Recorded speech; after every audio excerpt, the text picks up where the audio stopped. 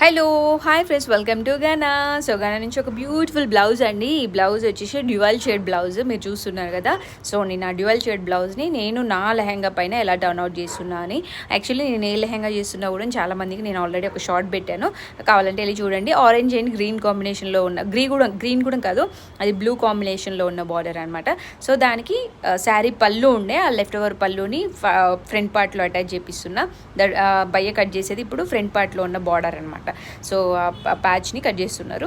So అలా ఒక చిన్న మెమొరీలా ఉండాలి అని చెప్పేసి ఎంత నీట్గా అంటే స్టిచ్చింగ్ కావచ్చు, అది ఏదైనా కూడా ఎంత నీట్గా అవుటింగ్ ఉంటుందో నేను అంతా చూపిస్తాను ఇప్పటి నుంచి. సో కొంచెం బొటిక్ మీద కాన్సన్ట్రేట్ చేస్తున్నా అని చెప్పాను కదా. So this is overall.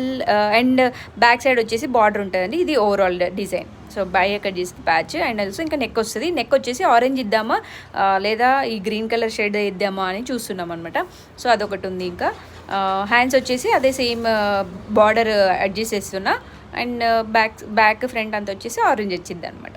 So patches are green, so orange and blue కాంబినేషన్లో ఈ బ్లౌజ్ ఉంటుంది అనమాట. సో దుపట్టా వచ్చేసి బ్లౌజ్ ఆల్రెడీ తీసుకున్నా, నాకు అది కొంచెం ఫ్యాబ్రిక్ అంతే అనిపించలేదు.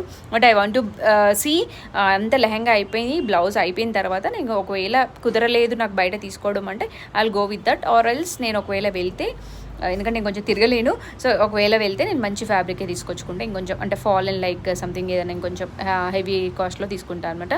So this is all update about lehenga. My lehenga నేను ఎప్పుడెప్పుడు అవుతుందా, ఎప్పుడెప్పుడు వేసుకుందామా అని ఈగర్గా waiting. This is over. And ఆ పైపింగ్ ఏదైతే ఉందో, ఆ అవుటింగ్ ఏదైతే ఉందో అది వచ్చేసి మెరూన్ కలర్లో వస్తుంది.